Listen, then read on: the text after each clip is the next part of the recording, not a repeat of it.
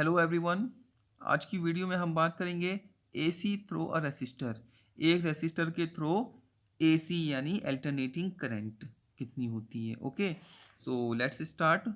Late us consider a pure ohmic resistor of resistance R, zero inductance is connected to a pure source of an alternating EMF. हमसे बोले कि माना कि कोई ohmic resistor है जिसका रेसिस्टेंस आर है। अब यहाँ पर ओमिक रेसिस्टर बोल रहे हैं तो इसका मतलब ये है कि उसका जो इंडक्टेंस होगा वो जीरो होगा। ठीक है, उसको हमने एक अल्टरनेटिंग ईएमएफ सोर्स से कनेक्ट किया। ठीक है, यानी कि इस प्रकार से आर हमारे पास रेसिस्टेंस है और इसको हमने ईएमएफ सोर्स से कनेक्ट किया, अल्टरनेटिंग ईएमएफ सोर्स से। तो इसमें जो करंट फ्लो होगी वो कैसी करंट होगी, अल्टरनेटिंग करंट होगी। तो अब हमने इसको कनेक्ट कर दिया। तो ऐसी सिचुएशन में जो ईएमएफ की इंस्टेंटेनियस वैल्यू होगी, यानी किसी क्षण जो ई की वैल्यू होगी वो कितनी होगी, E equal to E naught sine omega t होगी। इसको हमने इक्वेशन नंबर 1 मान लिया। The instantaneous value, instantaneous EMF due to source, source के थ्रू जो इंस्टेंटेनियस ईएमएफ होता है वो किसके बराबर होता है, instantaneous value of potential drop across the resistance. ठीक है, रेसिस्टेंस के अक्रॉस जो पोटेंशियल ड्रॉप होता है उसके बराबर होता है। तो पोटेंशियल ड्रॉप कितना हो रहा है, E equal to I R हो रहा है। और यहाँ से हम आई की वैल्यू निकालते हैं तो आई इक्वल टू हमें प्राप्त होता है ई अपॉन आर। बट ई की वैल्यू हम जानते हैं ई नॉट साइन ओमेगा टी होती है। तो ई की जगह पर इसकी वैल्यू रखी तो आई इक्वल टू हमारे पास हो गया E naught sine omega t upon R. और यहाँ से हमें मिला I equal to E naught upon R sine omega t. तो यहाँ से हमें अल्टरनेटिंग करंट की वैल्यू मिल गई। आगे देखें, now E naught upon R, जो ई नॉट अपॉन आर है वो आई नॉट को रिप्रेजेंट कर रही है, यानी कि अल्टरनेटिंग करंट की पीक वैल्यू को रिप्रेजेंट कर रही है। तब ऐसी सिचुएशन में ई नॉट अपॉन आर की जगह पर हम आई नॉट रख देंगे ऊपर वाली इक्वेशन में। तो हमें मिल जाएगा यहाँ से I equal to I naught sine omega t. तो यहाँ से हमें अल्टरनेटिंग करंट की वैल्यू मिल जाती है। ठीक है, तो ये आ गई हमारे पास इक्वेशन नंबर 2। तो अब आगे देखें, this is the instantaneous value of A C in the circuit containing R. ठीक है, यानी कि किसी एक ऐसा सर्किट जिसमें एक रेसिस्टेंस कनेक्ट है और उसको हमने एक अल्टरनेटिंग ईएमएफ सोर्स से कनेक्ट किया है, तो उसमें जो बहने वाली जो अल्टरनेटिंग करंट होगी वो कितनी होगी, I equal to I naught sine omega t होगी।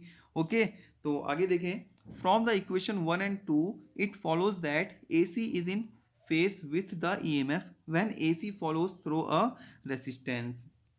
हमसे बोल रहे हैं कि जो इक्वेशन नंबर 1 और इक्वेशन नंबर 2 है, इक्वेशन नंबर 1 क्या थी हमारे पास, E equal to E naught sine omega t. और equation number 2 I equal to I naught sine omega t है। तो ये दोनों के दोनों सेम फेस में, यहाँ पर दोनों का एंगल आप देखेंगे वो कितना है, ओमेगा टी है।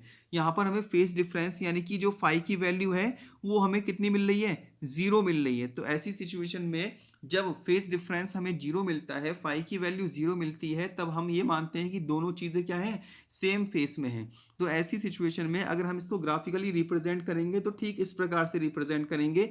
अब इस ग्राफ को ध्यान से देखें, यहाँ पर जो वाई एक्सिस है वो ई और आई को रिप्रेजेंट कर रही है, ई को या आई को, और जो एक्स एक्सिस है वो ओमेगा टी की वैल्यू को रिप्रेजेंट कर रही है। अब यहाँ पर हम ध्यान से देखें कि जो हाफ साइकिल का जो टाइम पीरियड है, भले से हम एक ईएमएफ की बात करें या करंट के कर्व की बात करें, दोनों की जो हाफ साइकिल है वो पाई पर, जीरो से लेके पाई तक बन रही है और फिर पाई से लेके 2 पाई तक बन रही है। तो ये सिचुएशन तभी होती है जब फाई की वैल्यू क्या हो, जीरो हो, यानी कि फेस वैल्यू कितनी होनी चाहिए, जीरो होनी चाहिए। तब ऐसी सिचुएशन देखने को मिलती है। दोनों का जो टाइम पीरियड होगा हमारे पास ई और आई के लिए वो क्या होगा, सेम होगा। ठीक है, तो हाफ साइकिल का यहाँ पर टाइम पाई है और कंप्लीट साइकिल का या टाइम पीरियड हम बोलें तो वो कितना होगा, 2 पाई होगा। तो ये तभी होगा जब फेस डिफरेंस जीरो होगा। ओके, आगे बात करते हैं। Figure 2 shows is the phasor diagram for alternating current and EMF given by the equation 1 and 2 as। देखिए इसका फेजर डायग्राम। अब हम जानते हैं कि ई और आई एक रेसिस्टेंस के लिए क्या होते हैं, सेम फेस में होते हैं। यानी कि एक ऐसा सर्किट जिसमें रेसिस्टेंस आर जोड़ा गया है, रेसिस्टर आर है, तो उसके लिए ई और आई दोनों सेम फेस में होंगे।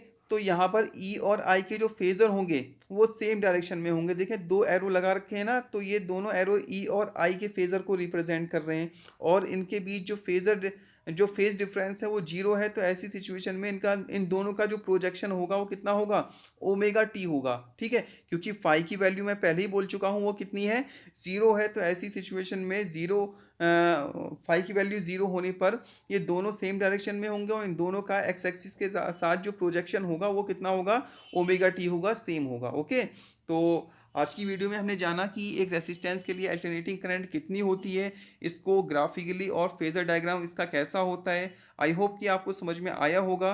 सो नेक्स्ट वीडियो में हम एक इंडक्टर और फिर उसके बाद एक कैपेसिटर के लिए अल्टरनेटिंग करंट निकालेंगे और इनके फेजर डायग्राम के बारे में बात करेंगे।